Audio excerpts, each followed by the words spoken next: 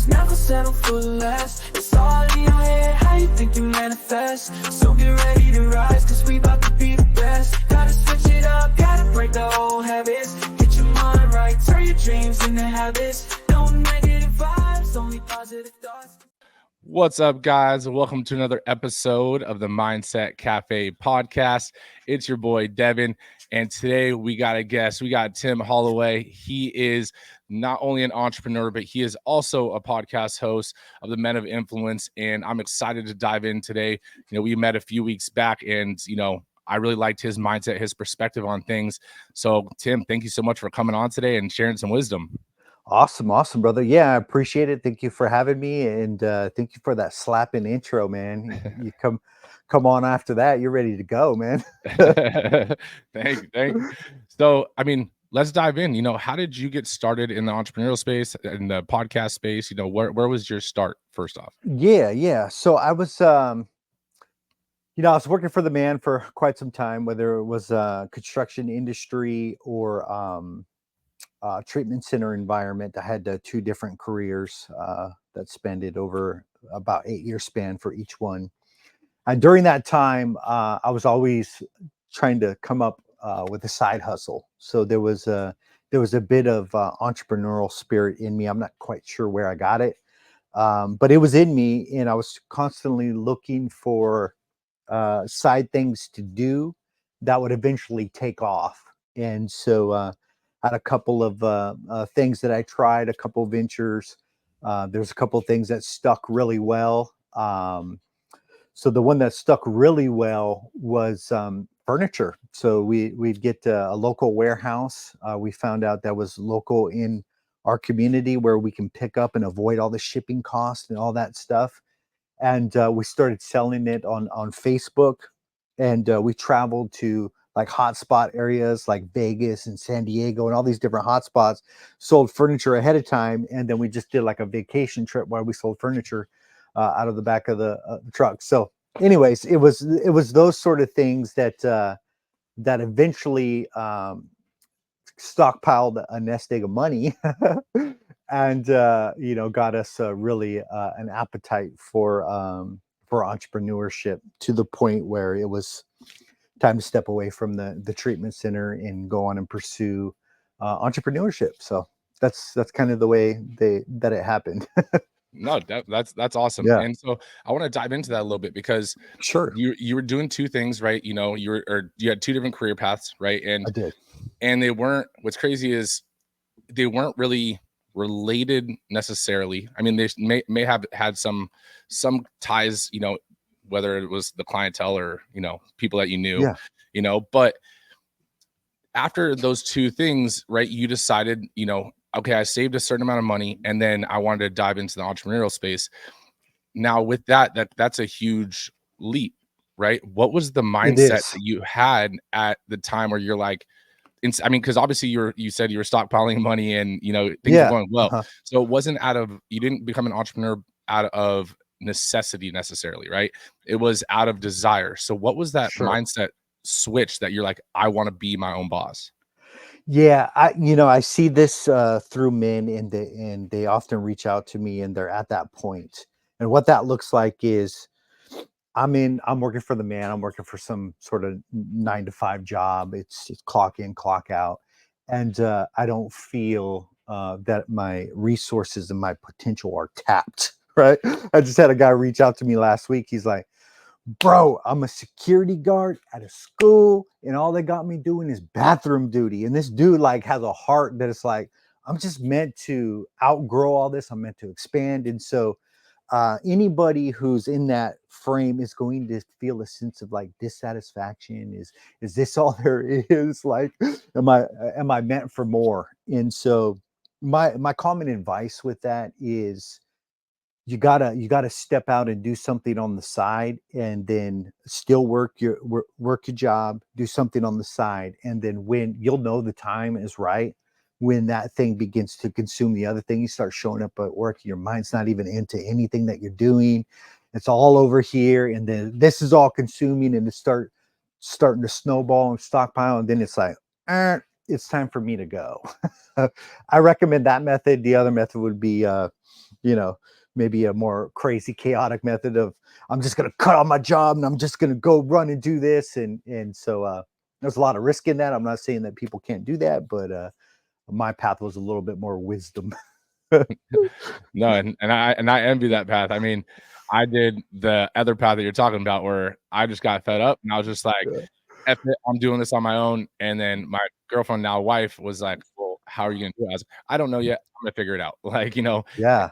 just it was that point where like I knew I could do more and I wanted to do more. And it was finally that like conflict, I would say with, the gym owner at the time, that it was almost like he gave me not he didn't force my hand, but he gave me enough push to make me make that jump, right? And Yeah. either way it works. But I think what people in men especially need to realize is that you don't have to burn the boats, right? Sure. And Sure. because a lot of people in entrepreneur, I mean, I want to get your take on this. You hear a lot of entrepreneurs, successful entrepreneurs, or motivational speakers, such as let's say David Goggins or Jocko, right? That they're like burn the boats and just go all in. And it's like, yeah, that is one way, right? But Yeah. if Sure. if you think that's the only way and you're not taking the jump because how scary that is, it's okay. There is another way, such as the route you took. Like, how do you Yeah. feel? Yeah. Yeah. So I think I'm thinking of like a cowboy stage of manhood. And you just make decisions at the spur of the moment, and you're not concerned about the outcome. You kind of just like you're rough and you're going to make this happen. So I don't want to discount that, because I think when people's backs are against the wall, they can that can produce in them a sense of urgency and energy and all that stuff. So, if you take that path, um, I don't think there's anything wrong with it. I think that if you have a family of five and you don't have income stocked up, then you might want to take a different route to it. If you're in the cowboy stage and it's the damage is very minimal, if that might well be your path. So me, it was a little bit of both, in the sense of I did save up, but the letting go of the career, in the thing with it was I was grandfathered in and there was no way for me to come back. So there was a little bit of, yeah, major closure, because if I had to come back, then I had to go back to school because I was no longer grandfathered in. So it was like it was the end of an era, and I can't get that job anywhere else in the nation right now, unless I go back to school. So there's a little bit of both, man. There's always going to be that risk, and I tell you, when it came time to go, there was all kinds of doubt. Like there was fear, doubt, all kinds of stuff that you get attacked with, scarcity. Yeah, there's a lot of things to face during that moment of releasing that cord or cutting it off, man. No, definitely. And I Yeah, think just like you said, like, there is, whether it's burn the birds or whether it's, save up some money and then take the jump, like there's still a value of risk to it there regardless, is. right? But I think There something is. important that I want you to kind of dive into a little bit is you you mentioned when you basically did it, and that whole thing there was scary, right? Each person that becomes an entrepreneur or has a career change, there's obviously different levels to it. Family of five, single, and without a relationship, obviously different weights to their risk as well. But Mhm. one of the things you mentioned was, there's doubt, there's the scarcity mindset. And believe me, I mean, I can tell you my firsthand experience at both of those, right? And just like every entrepreneur, what was your way of, facing or overcoming your self-doubt or, your self-limiting beliefs? Yeah, I look at my life and it's been a process of shedding, and I take at that point of taking the leap that there's always a death of the old you. And we understand this kind of metaphorically, like when you become married, that is the death of your single life. Yeah. If you try to go into marriage with the single life, I give it about a year's time and you're going to run into problems, right? That's the same thing when we have kids, bro. It's like there was a time before marriage, there was a time before kids, there's a time after kids, and there is a time at entrepreneurship and before, in all of it, it all requires a death of what we used to be, who we used to.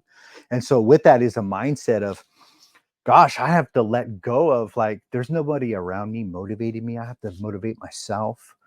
There's no leadership hierarchy structure that I must answer to. I must answer to myself. And so all of that is a process of death to the previous person we were. And so what that looks like with me is like, there was mindset and ideas that I had that weren't going to work in the in the next level. They might have got me to that point, but they weren't going to serve me now. And you start noticing those because of problems and deficiencies that you're rising, and you still got this old mindset.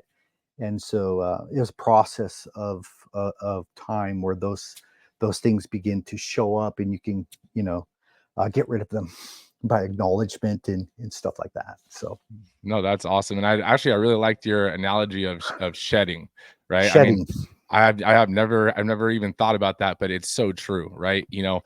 Whether it's, let's say, a reptile shedding their skin to, go Mhm. into their new skin, or I was even thinking about like a crab, how they have to shed their shell to grow into their new shell. And it's just like every obstacle in life, whether it's business, whether it's, anything in your life, every obstacle that or hurdle that you've had to overcome, like that's you shedding a layer of your old you to become the new you, right? You don't know all the Yeah. skills, all the tools that you need to have to become the version of you that you can right now could only dream of. But again, it's just a process, right? A caterpillar doesn't Yeah. know it's going to be a butterfly, right? So Yeah. I think that's so awesome. What The- still staying on the topic, I want to say, what do you do? Because like, even for myself, right? You have those self-limiting doubts and beliefs on a a general scale, right? Like overall, but then you have the days, right? The days that things just aren't going right. The things are everything feels like it's not moving the way it was, you were hoping or whatever. Mhm. So then you start doubting yourself, like, did I make the right move? And I mean, you might be a year, 5 years, 10 years into business, and you still have those beliefs. What do you do on a day that you have, those doubts? Yeah, it's a little bit of maybe growth and maturity that comes with this process. So I talked about the kind of death and the shedding, and this is never ending. Like, I'm currently in another realm to where it's like each level that we go, like for example, when I got into entrepreneurship, I was in the business in a very functional way, doing a lot of the work. As far as we run a podcast launch and management company, and I was the audio engineer. I was the this person and that person and that person, and so it's like, um, you come into entrepreneurship, and if you're not careful, you just become another employee, or worse, you become just kind of like a freelancer. And so it's like that person had to die to go to the next level, and then even that level, I got past that one. So now I'm like the face of the company, and I'm doing the marketing and looking at, okay, so where do we go from here? The Tim that operated this year has to die for the next person. So, I limiting beliefs are all attached to deficiencies. This is what I like to tell everybody. If you rate yourself on the different areas of your life, or you rate yourself in your business, you can guarantee that there is a limiting belief that's attached to your deficiency. The area that you're rocking with, I can guarantee you that there's probably not that many barriers in your mind keeping you from that success. The barriers are in the deficiency. So when people talk to me about limiting beliefs, I say, well, let's start with the areas that you feel deficient, and guess what the deficiency produces? I've seen this in my life. Triggers. It's areas of frustration, because if I got a deficiency, I'm obviously angry and frustrated about it. So deficiencies, triggers, and then what is triggers? Now I'm start talking to my self-talk. So all of these are indicators of a belief that is not going to support you in the next level. So I would listen to your deficiencies, to your emotions, to your triggers, and to your self-talk, because they're going to tell you that there is a limiting belief that you need to confront. No, definitely. And I agree with that 100%. And it is a never ending game. I like to say those doubts and the mental battle of being in entrepreneurship is like looking at the horizon. It doesn't end, right? It doesn't. It doesn't end. So with that, I think that's so key that you said, you're going to have limiting beliefs. You're going to have these self-doubts. You're going to have these self-conflicting, issues, and don't avoid them, right? If you avoid them, they Yeah. don't get solved, right? Like any problem. And just like any problem, there is a solution, right? And what is that solution? Is it a skill or a talent or a whatever, a tool that you don't know yet? And then now after you listen, you can analyze it, and then you can, okay, I need to go get the resources to understand this and learn this and move forward. But if you don't, and you're just putting it off, it only compounds and grows, and then you end up just throwing your computer against the wall or saying, I give up, right? I agree. The thing that I hear as you're talking is, oftentimes our beliefs need to match our skill set. Mhm. If we determine that I got a skill set problem, and then we go and we get the skill, let's say, and we're operating the skill, we're working the system and the plan, and it still doesn't seem to work. We do have to ask ourselves, well, is my belief and my mindset in congruent with my skill set? Because we could still hold ourselves back by kind of heart level beliefs that we think skill set is going to solve. So it's kind of like a thing that I experienced, working on my physical body, being very out of shape, and then getting in more healthier shape and stuff. That physical thing, it's good, but if the heart and the belief system is not set with it to achieve that success, and I've seen it, it's like people lose all the fat and they still feel like something's wrong with them. It's like, well, you didn't correlate the mindset and the belief system with the skill set that you were learning, and you achieved that which you wanted, and you're still like not happy with the results. So yeah, my thing is, let's put them both together. Um, so it works more, compatible. No, exactly. Exactly. Yeah. And I want to touch up on something I saw that you posted the other day. It was a quote from someone else, but it says you can't pray away conflict. Yeah. So I'm a firm believer in coupling belief and action. I think belief and faith is not like kind of real genuine unless it comes to action. So that'd be demonstrated one of my core beliefs, and it's kind of like what we believe inside of the secret about your energy and manifesting things and attracting the things in your life, and your inner world mirrors your outer world, and that you need to change your inside before you expect your outside is going to change. But beyond that is then to manifest the actions that are going to get you the results that you want. So I'm a firm believer in belief, faith set, carry that over into action and skill set, and you put the both of those together, and you're going to have some success. Yeah. No, that's awesome. And I mean, when I saw that, I was like, wow, I was thinking about it even on a different level. I was like, you can't pray away conflict, right? And what that resonated to me when I read it, maybe it was a little more surface level, but it was, you can wish and you can hope and you can pray for something to happen, That's but it it. doesn't necessarily mean it's going to happen, right? And some things like conflict, right? Just like, let's say, joy or sadness, right? It's inevitable at some point in life, in one fashion of your, or one section of your life or whatever. But the understanding that you are strong enough to deal with that conflict because you have all the tools necessary to That's overcome it, key.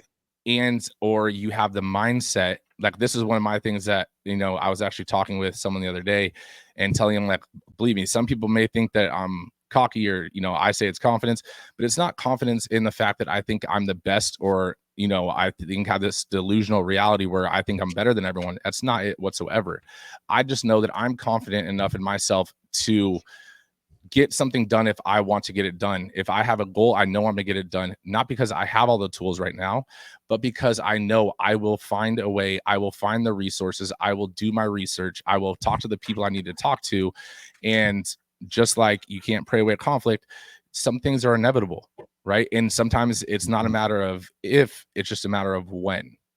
Yeah, I'm with you on that. And I have a faith and a spirituality about me, but it's not one uh that prays for God to kind of work everything out. It's a little more connected to what you're talking about, is maybe his power working in and through me to be able to accomplish great things. So I have the same mindset you have. I don't feel any internal deficiency. I feel as powerful as I want to be. I feel as powerful as I'm willing to connect myself to be, or I believe myself to be. And I'm with you. It's like, if I feel a deficiency, then I'm going to take a proactive stance with that deficiency and go, the lead gen on my marketing's a little, I think for the next little bit, I'm going to eat, sleep, and breathe lead gen until this deficiency is no more. And whether that's meditating on, uh, the the power that you have at your disposal, the skill sets and really sinking the belief in, or whether that's reading books about lead gen or listening to podcasts, whatever it is a very proactive sort of existence, to where if a limitation is sensed, it's it's going out there in correcting that, because I'm not going to stay in the state of suffering. Right. No, Yeah. definitely. And so what are your thoughts on, I mean, and this mindset is a little bit of a tougher mindset, right? Like a little more strict, or, raw, I guess. Right. And the mindset is that nobody cares. And while that seems harsh, it's the reality of everyone has problems, and you can be a person that complains about the problems and the same problem over and over and over and over again, just letting people hear your problem and then wanting them to feel bad for you. But at the end of the day, nobody cares, because they have their own problems as well. And I'm not saying that nobody Yeah. cares about you. I'm just saying that if you're looking for that, pity and stuff, other high level achievers are not going to give you that pity just to give you that pity. Will they help Yeah. you find the resources and the tools if you're willing to look? 100%. What are your thoughts on that?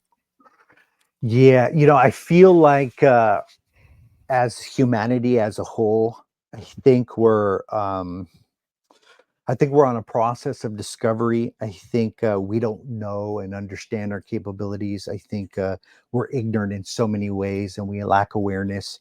So, saying all that, I say each one of us is on kind of like a hero's journey, Mhm. where we pick up the equipment that we need, and we fight these different levels, and we overcome, and we step up to the next level, and all this different stuff. And the part that you're talking about is more of, they don't see themselves as actually the hero of the story. They actually see themselves as the victim. And so the hero, of course, is victimized in some way. Like, there is some major tragedy. You look at all the stories, there's some sort of victimization that happens to the hero. And so the differentiator between whether a circumstance or something crushes you or makes you, it's all in your belief system and your mindset, because the same person can experience the same circumstance and have totally different outcomes. Their pain and all that stuff can be their platform and all that stuff. And so, it's shifting to what is my worldview? In this world, am I a victim, and am I being acted upon by all of these forces? And if that's the case, then all you could do is sit and complain, like, oh my gosh, everyone's out to get me, look at the government, like, and we have all of these conspiracy biases that confirm that we're just this little victim. And so I would say it starts with the kind of hero mindset. I'm in this hero's journey, and I think everybody's on this journey. I just think that there's people at certain levels that are getting defeated by their giant, and they haven't really recognized or tapped into the power that they have at their disposal. If they did, their mindset would shift, but it's not going to shift when they hold on to the limiting belief that I'm a grasshopper in the side of this giant. It's just not going to happen. I love that. I love that. That was awesome. So I mean, to expand on that a little bit more, because I mean, Mhm. that was a little side tangent. I just, I thought of as you were talking, because I mean, again, you've already dropped so much knowledge and different perspectives for everyone listening. And if you guys are listening, make sure you guys share this show. We're not done yet, but make sure you guys share this show with someone that needs to get that little reminder to not limit themselves and that you see more in them, right? But Tim, one of the other things I know that you're big on is emotional healing, right? So tying into the limiting beliefs, tying into, these different aspects that we've been discussing, what is your take on emotional healing, and how could someone start the process of healing themselves emotionally?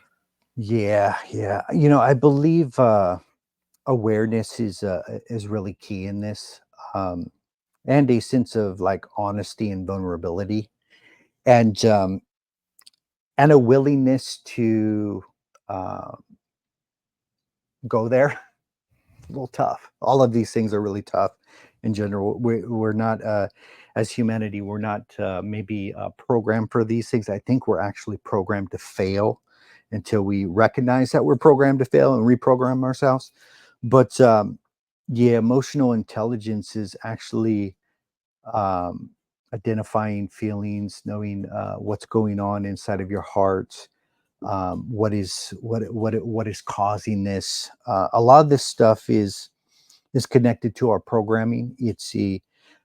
The way I define it is there's certain situations that happen to you, and from that situation you sheared something on your heart, and basically it's written on your heart, and could be like for me, getting taken away from my mother, and her not being able to quit drugs to keep us, communicated to me that I was unlovable, or I wasn't worthy, or I wasn't good enough for her to change, and their beliefs that just really they're hammered in there, and we often don't know that we have them.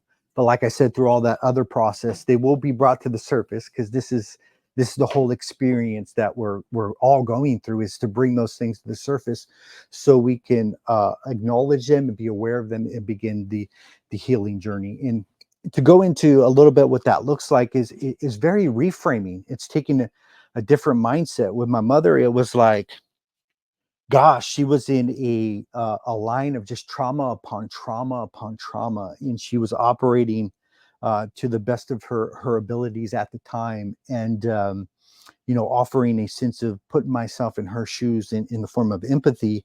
um, it wasn't really about me. She was doing the best that she could. She was struggling, she was wounded, she was addicted, she was all of these different things. I mean, my sister was murdered and my brother was tortured. Like, she experienced all of this stuff, and it's like it brings you to a heart of compassion and grace, and say, you know what, I can drop the story that I'm unlovable, and I can grab the story that my mom was in a hero's journey in her own pain, and these giants were really kicking her ass, and give a sense of compassion that maybe she was defeated by those things.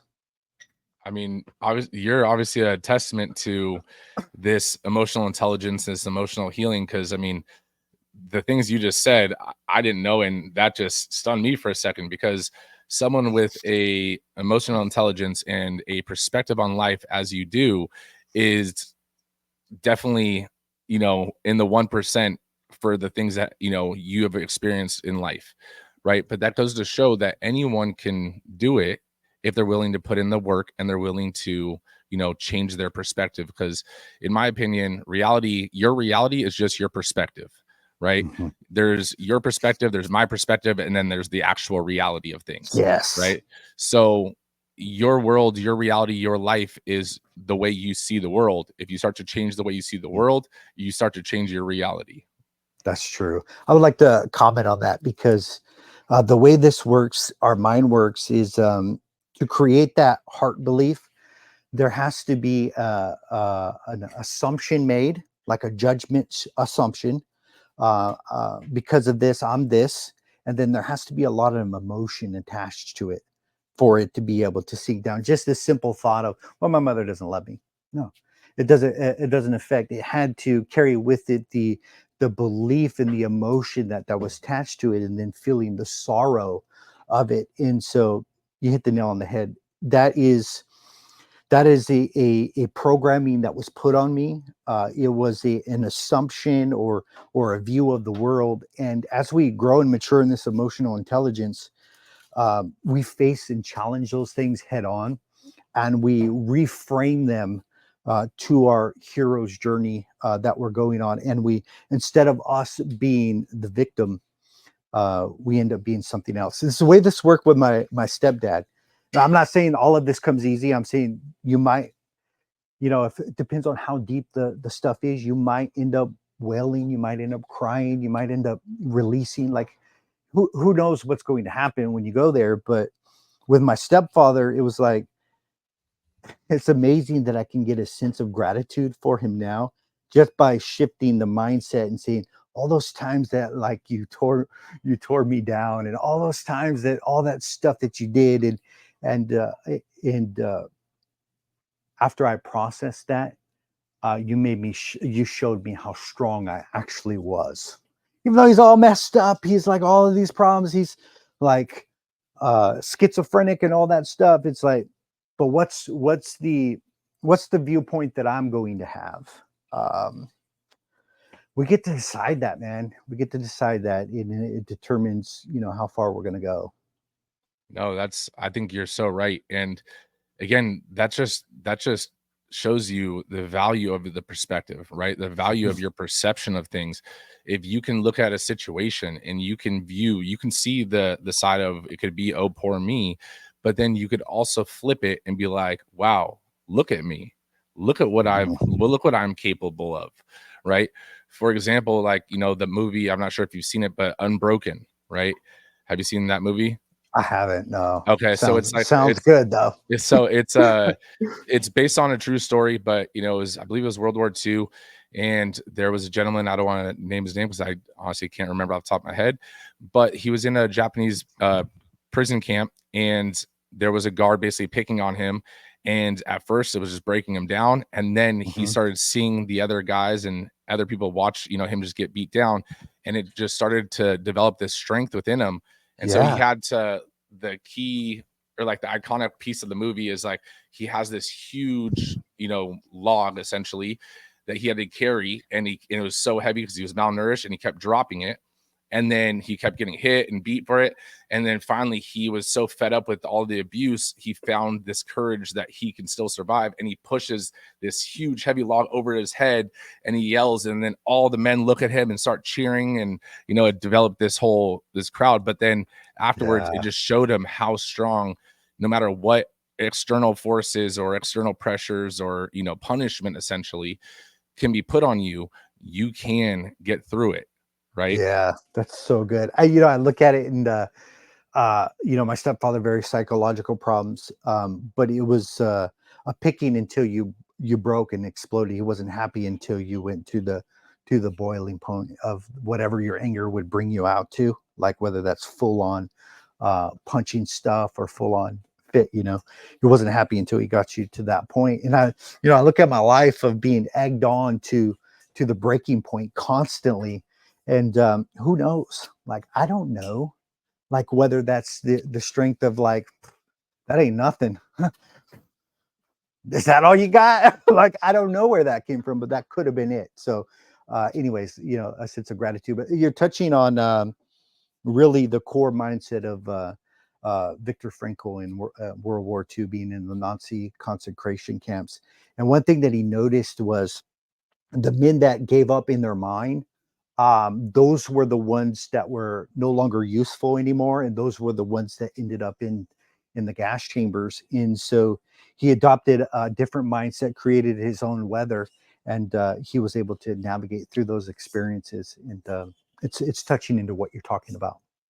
Yeah, no, definitely. And I mean, it's like those kind of things and those kind of perspectives and realizations and stuff, like you're saying, it's one of those things where you can take, like I like to say, extract the lesson, right? And there's a lesson in everything in life, in my opinion, right? Whether it's a conversation like we're having right now, whether it's an interaction that you had with someone at the grocery store, you said something or did something and they gave you a look. All of a sudden you get to analyze that and be like, what did I do to make this person react that way? And now you get to learn, okay, well, if I did that, the next time I try to ask someone a question or approach a problem, I'm going to change how I approach it, right? So there's a lesson to be learned in everything in life, and you just have to be willing to learn to extract those lessons. Yeah, I agree. I think the problem is that we're on autopilot and cruise control. So this like whole conversation we're having, it has to be like very we have to be come alive, and we have to be privy to these things, and we have to take proaction. Otherwise, we're going to continue kind of like on with blinders on autopilot, and we're going to be triggered, and then we're going to respond very negatively. And yeah, so we have a natural bent towards autopilot. No, definitely. And actually I was just looking up the name. So yeah, the Unbroken movie, it's a true story of Louis Zamperini. So I mean, that's, just to mention that name out there, it was his story was, incredible as well. One question I do like to ask before we start to wrap things up, Mhm. and I don't like to give this people always ask, why don't I tell them this question ahead of time to let them think and analyze this question? And it's because the honest answer isn't given, right? I want the first thing that comes to your mind, right? So you have a legacy wall, right? And on this legacy wall, it's not a tombstone, it's a legacy wall, right? It is your quote, your lesson that you would like to leave for the next generation, for, whether it's men, trying to improve their emotional intelligence, whether it's someone trying to become an entrepreneur. What is the one lesson you would like to leave on the Tim Holloway, legacy wall? Sure. I can see why spur of the moment is good, man. True success happens in transformation, uh, in more so inner transformation. And so when I talk to you about our inside world mirroring our outside world, and you talked about perception being our reality, I do believe we have to start there. Uh, I think that you can get some skill set. I think you can have an amazing looking body. But if we don't develop this kind of soul spirit type realm of us, we can have an awesome body, but be very dark on the inside. And we know people like that. We can have a lot of money in business and not have this soul spirit realm kind of dealt with, and we could think people are pawns for to achieve our goals, and we can have a lot of darkness inside. So that's why I say lead with the heart first, and that is, if you want to begin to transform your life, let's start on the inside. Let's not be as Jesus put it, let's not be whitewashed tombs, looking pretty on the outside, but dead on the inside. And so my thing would be, let's work on the inside. Let's get at the heart level. Let's deal with those beliefs, and let's begin to flourish then from a place of power instead of a place of insecurity and fear. That's awesome. That is awesome. Well, Tim, where can people connect with you? I'll put it in the show notes, but where can people connect with you on social media or on your podcast? Yeah. Facebook. My main thing is helping men get their voice out there through launching a podcast. But if you're into more mindset and heart work, we have a Minute Influence group. We have quite a few brothers in there who are on this healing journey. So those two things: Facebook, Tim Holloway, and Men of Influence group at on Facebook. Nice. So, Tim, thank you so much for coming on today, guys. Make sure you guys share this episode with a friend that may be having those self-limiting beliefs, or that that they just need that little reminder that they can do it, they can overcome it, right? And make sure you guys leave us that 5-star review. It really helps us out. But Tim, I appreciate you so much for taking the time out of your day to hop on and drop all this knowledge that you've dropped so far. Thank you, brother. I appreciate you. Thanks for the time, man. No negative vibes, only positive thoughts. Cause in the game of life, mindset causes shots. Got my mind on the prize, I can't be distracted. I stay on my grind, no time to be slacking. I hustle hard, I go against